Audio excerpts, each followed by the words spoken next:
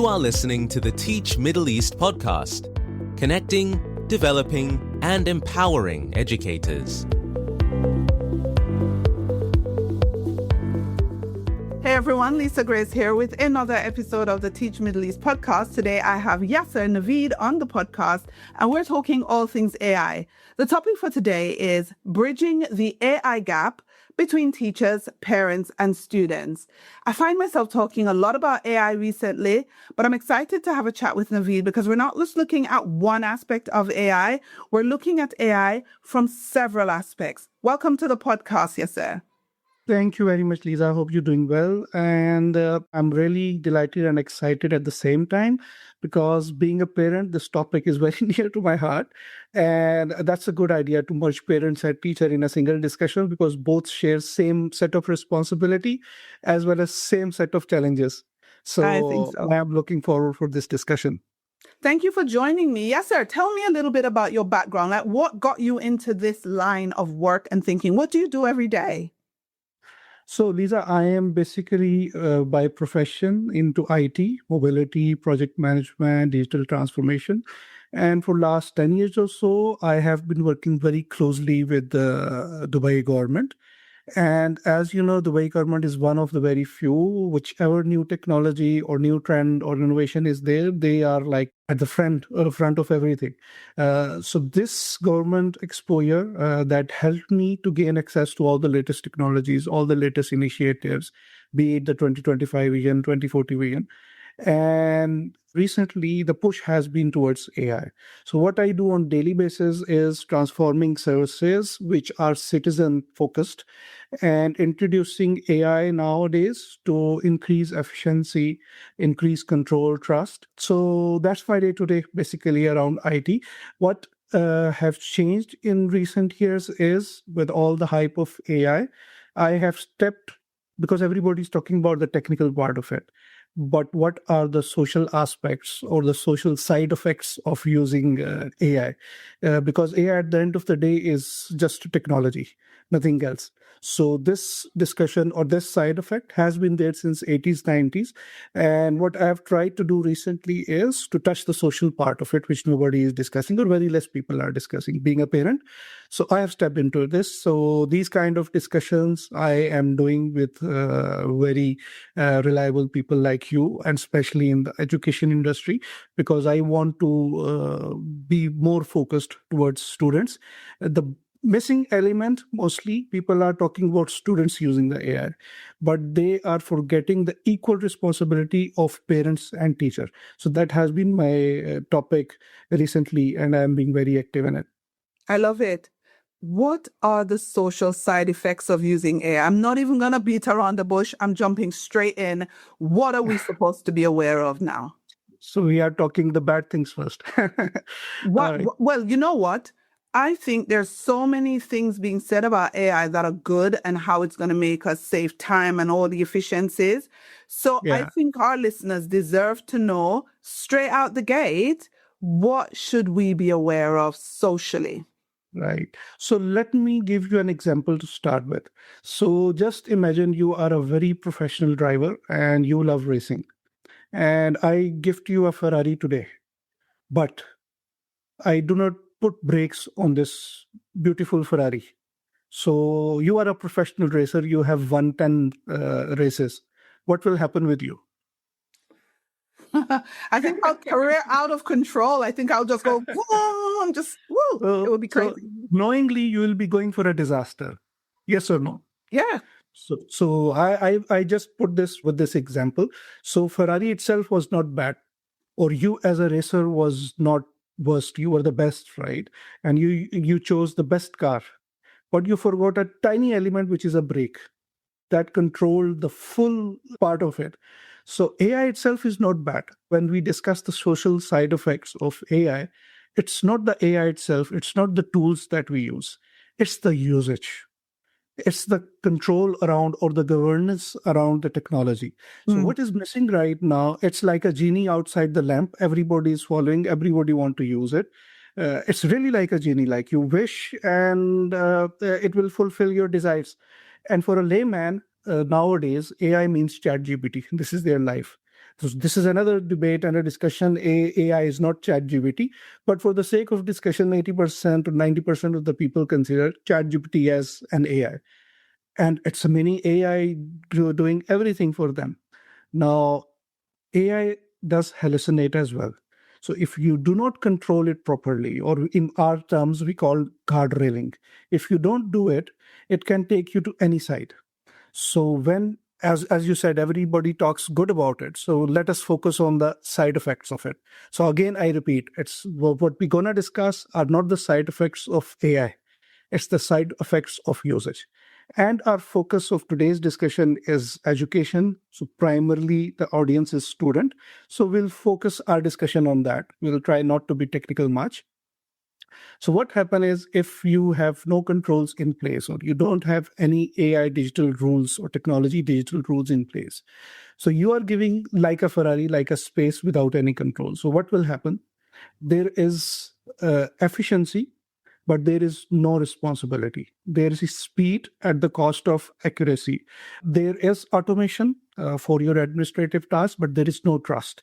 Because what happens is when you ask AI anything, it's programmed in a way that it has to answer you. So sometimes it even manipulates the figures for you. At the end of the day, it's just a crawler that goes to website, gathers the information and gives you without any verification at times. And sometimes it does not have, you force it to give the answer, it will never say no. So a lot of responsibility, a shared responsibility on parents as well as teachers come into play to verify the data. So if the data is not verified, AI first can gives the false information, then it can takes you towards the unethical or the unmoral things as well. And when you have no trust, there are many websites, many applications without us knowing they are using AI. Even the search engines are using AI now. The chat applications are using AI now. So if you do not use any verified apps, they can scam you, they can hack you, they can get the data of your kids, the important data like pictures, your home address, or your credit details. All of these things can be captured very easily, manipulated, ransomware, and all these things are very there because the deep fakes and many things are there. You don't even know whether I am talking to a real Lisa right now or not. It can happen. And unfortunately, nowadays we are using it for a shortcut. We are not using it as an assistance or as an aid. Once we start using this technology, there is a high tendency that we get used to it because we are not putting the boundaries or the limitations. So these side effects at the end of the day will, rather than increasing your performance, will start decreasing your performance. Will impact your memory. It will impact your health at the end of the day because you are getting dependent. Your screen time is increasing.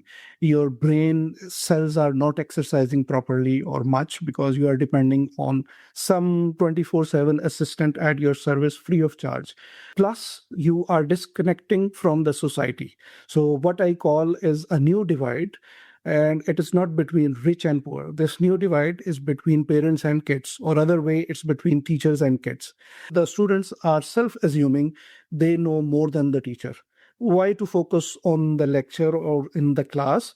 While I'll go back home and I'll just start ChatGPT. So just imagine you say to ChatGPT, explain this topic, for example, photosynthesis, to me as a 7-year-old child. It will break it down to very simple. Maybe a teacher cannot explain in a way.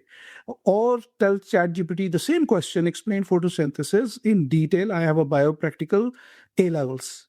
It will go into that level of details. Maybe you are able to write a book, but nobody is verifying whether it is giving you the right information or wrong information.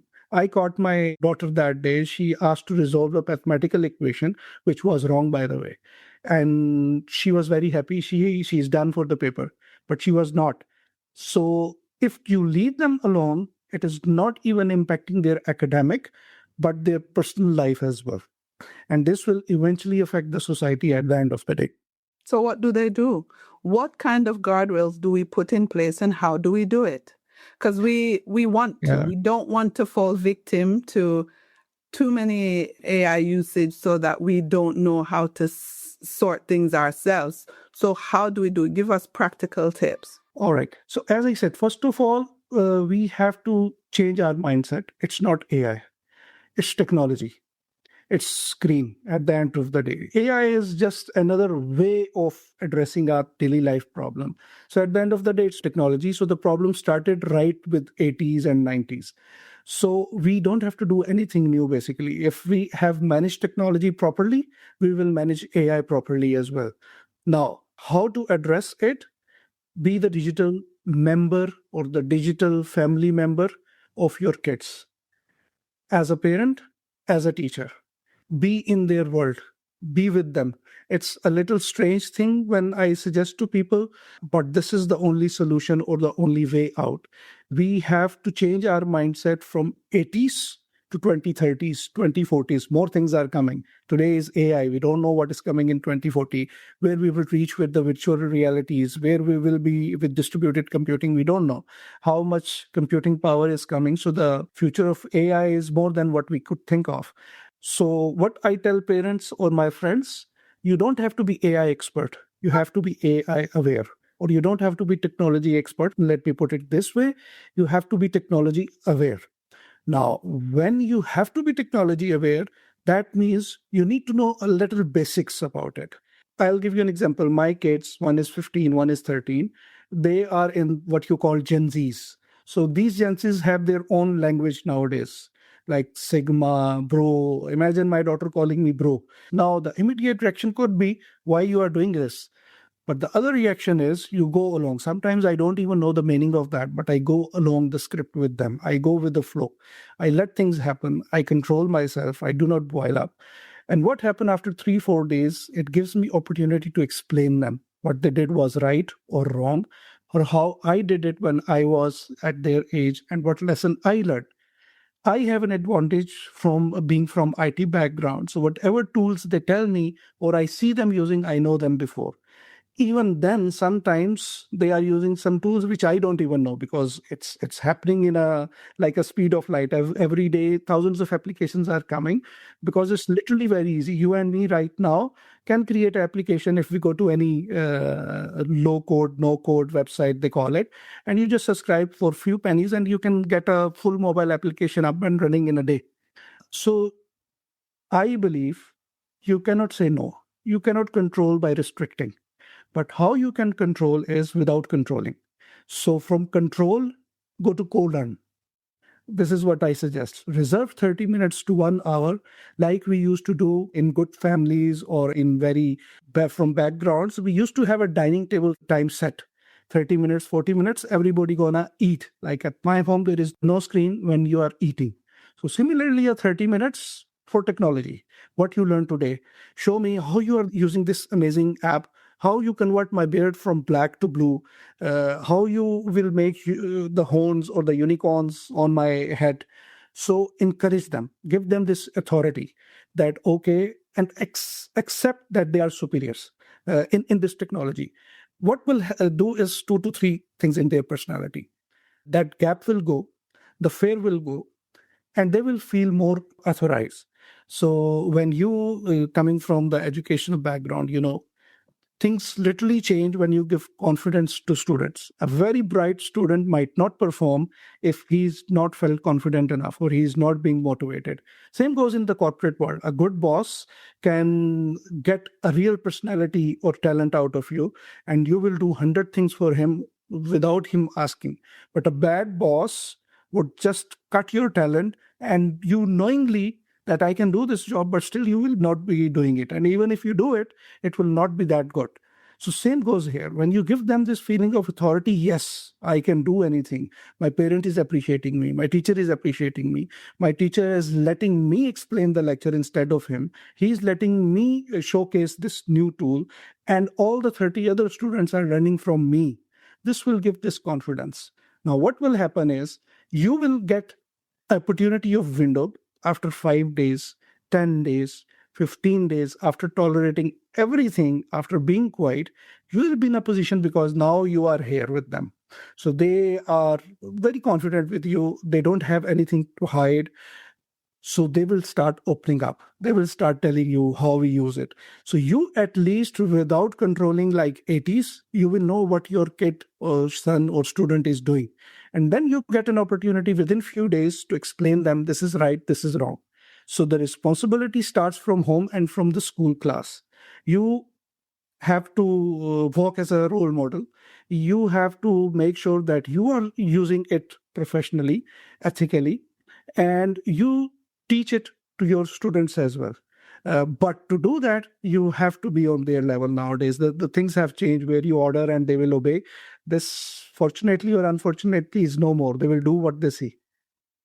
Yeah. I love the fact that you say you have to become co-learners, that you Yeah. can no longer just mandate that they do something and that they're going to follow. They probably will not follow.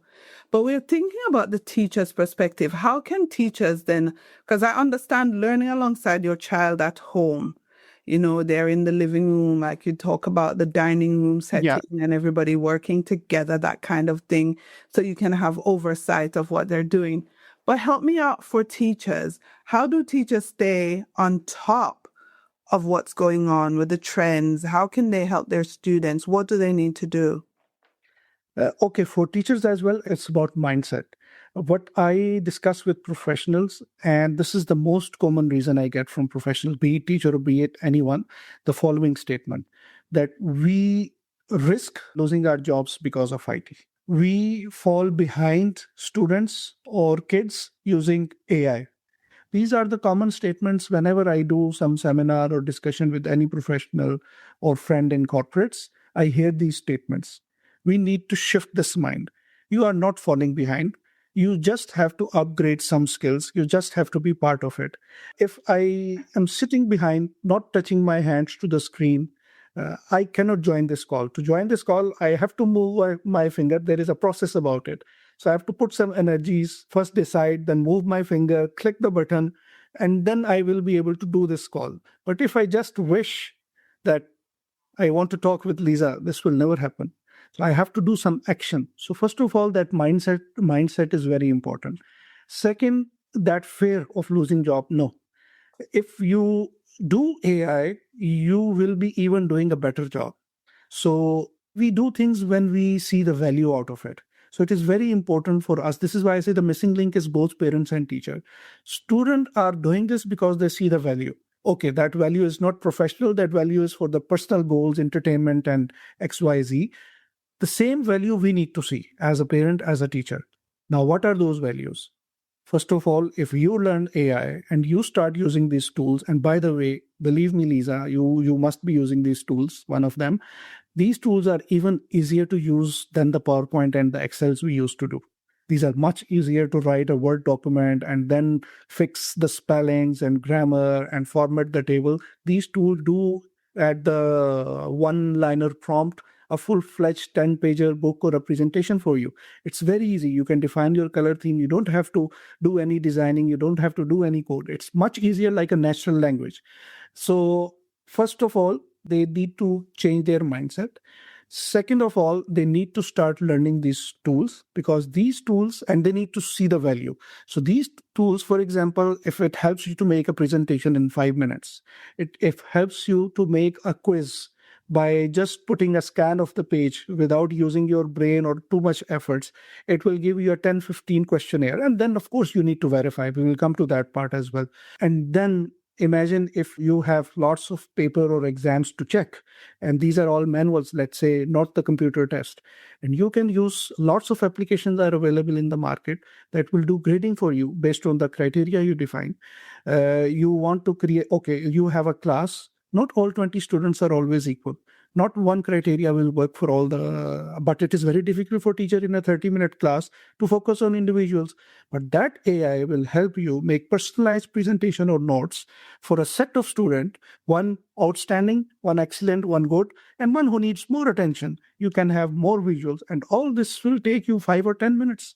No more 2 hours or 4 hours you are taking out of your family time, sitting late in the night and then getting late in the morning for the school bus. No more like this. So if we start telling this value to teachers, they themselves will be running towards AI or the technology. Then the bigger picture of it is the side hustle. parent or teacher, if they learn AI or the online digital world, there are numerous ways to make money as well. So they can even adopt it as a side hustle. They can start their blog, and blogging nowadays with AI is not very difficult, by the way. They can automate their YouTube channel. They can come up with a very quick tool that addresses some problem of parents, and they can launch in the market in no days. So if we start telling the value both to parent and teacher, I believe the adaptability of AI or technology would be much faster. So we don't have to spend too much effort. And that is my mission, basically, to go to schools, to go to such seminars and convince parents and teachers what you are missing. Oh, and this will not only help you to be on level with your kids, but in your professional and personal life. Like a parent can do a meal application or a family activity planning. Some parents, they cannot think much on the dining table what to talk with their kids, or they cannot think what games to play in the picnic, or some teachers even, due to stress, due to busy schedule, whatever the reason may be. But AI is your companion to fix your problem. So with all these side effects, there are benefits. And to control the side effects, there are control and governance. So these two have to go together. I wondered when you were talking about the time saving. A friend of mine and someone I respect a lot in a speech recently said, AI is like Ozempic for the brain. And I'm really fascinated by the concept of us giving over our brain power to AI.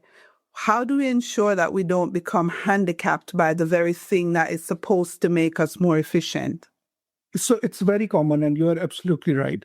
As I said in the beginning, it's shortcut. It's like a genie out of the lamp, and slowly and steadily, the most side effect of it is your brain cells, because you are no more exercising. But this will happen to category B. So I divide people into two categories. So ultimately, student, teacher, parents goes into these two categories separately. For example, a person like you, I'm sure, is a book reader, a book lover. No matter whatever AI come, you will still be reading. Okay, so you have your principles. You will never take a shortcut. You have your own process. You will always follow that. People who always not follow any processes, their kids ultimately see them not following any processes, any principle, any routine in life. Most likely, you will see them ending up with the same trend. Those parents who follow a sleep pattern, a dinner pattern, a study pattern, a proper timeline for the screen, a proper timeline for reading book, you will see their kids doing the same. So those principles are inducted in their brain and personality. So when they will start using the AI, and their mentors are those teachers or parents who are using or applying those principles will automatically pass on to those kids. So when kid A is using AI, ChatGPT, Gemini, Claude, or any other tool, Pictory for or Runway for any images or videos, he will remember that this tool is going to help me. This tool is going to translate my idea into the end product, which I have to verify that is as per my idea and as per my audience.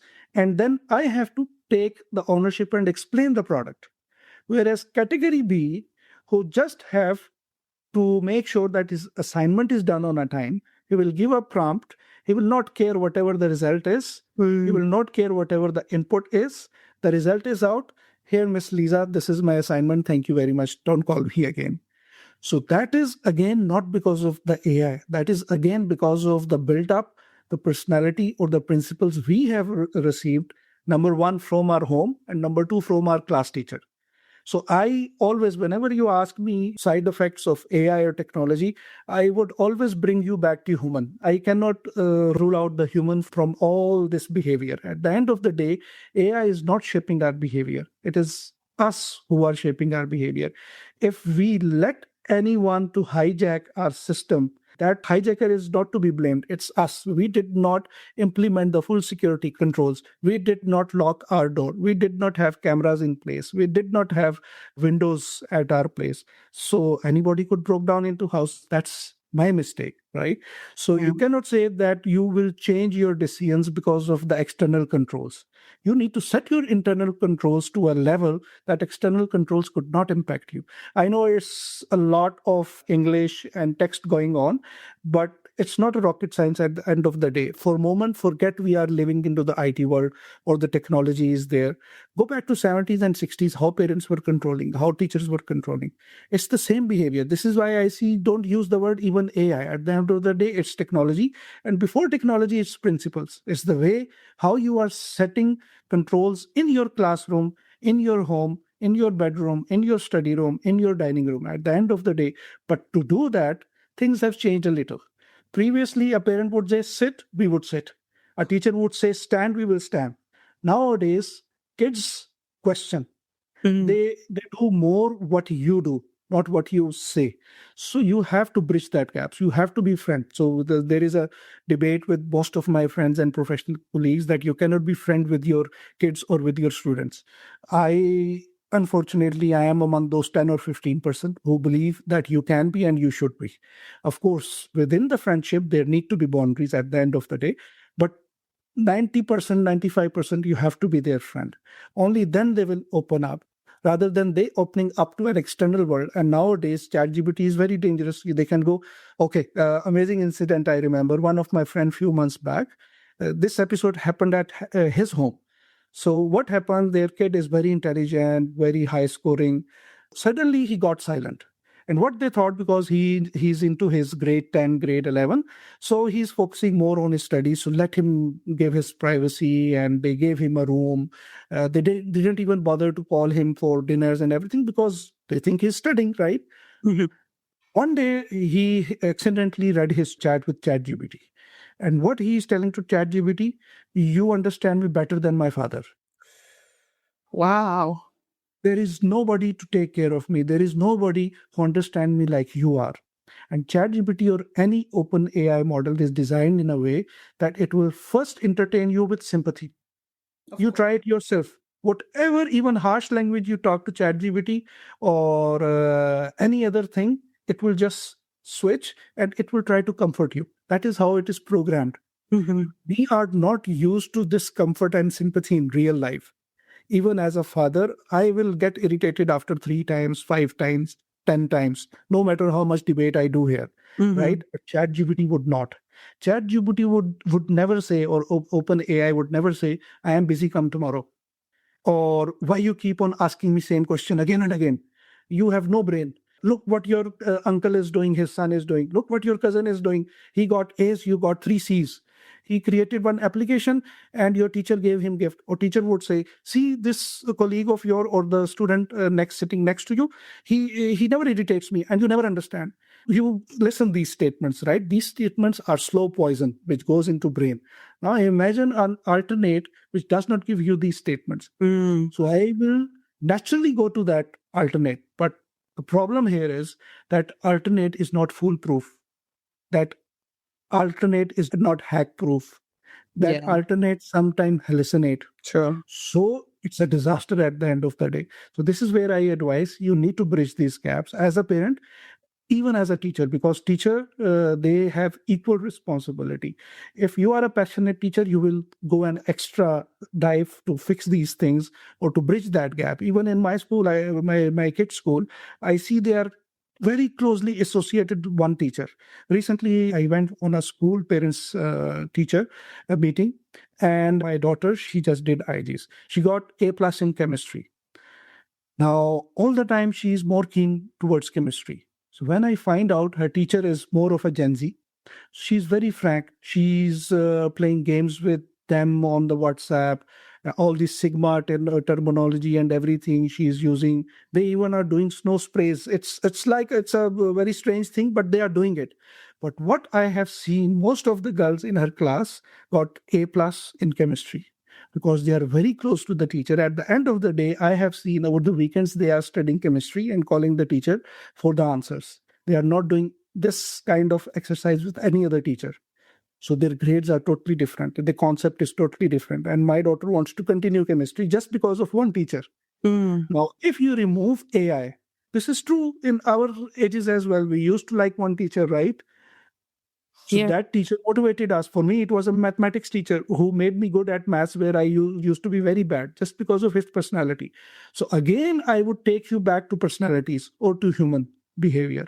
The AI will be shaped as we shape. True. I got a question for you because you're talking about your daughter and what's the safe age for us to introduce these digital tools? Because I know some people are saying, you shouldn't introduce it below age of 10, below age of 12.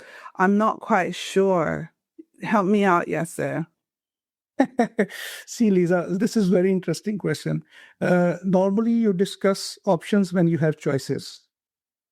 So when you go to doctor and you have some fever, he has 3 or 4 choices to give you: Panadol, Mexigesig, Adol, Tylenol. He has choices. But God forbid, if you have cancer, there is no choice but to give chemo if you are at later stages, right? God forbid to anyone. But you don't have more choices. Now, post-COVID, and you being from the education background, there is no choice. Even the kindergartners are bringing the devices. You go to any mall right now, Dubai Mall, Mirdif, toddler not eating the food, parents have given them the mobile screen. Tomorrow, we blame kids for the screen time. Who gave the screen for the first? And I don't blame parents. Parents are busy. Sometimes they are exhausted. They use it as a shortcut. But again, that shortcut is killing in long term. Yeah. Now, to answer that, I do not believe there is any age limit for this.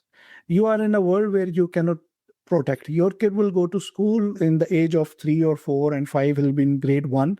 There is no way you can stop his exposure towards technology.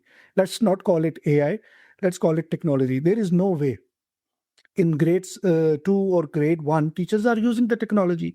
They will be exposed to presentation. They will be exposed to YouTube.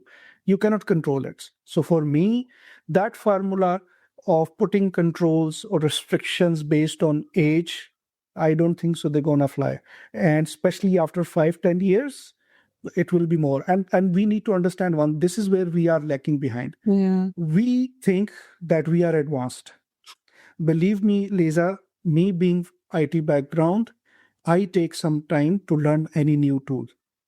My daughter, age of 15, or my son, age of 13, or my other son, age of 4, they do not take time to learn. They are part of this revolution. So their learning time is incredibly less. Our learning time is significantly more.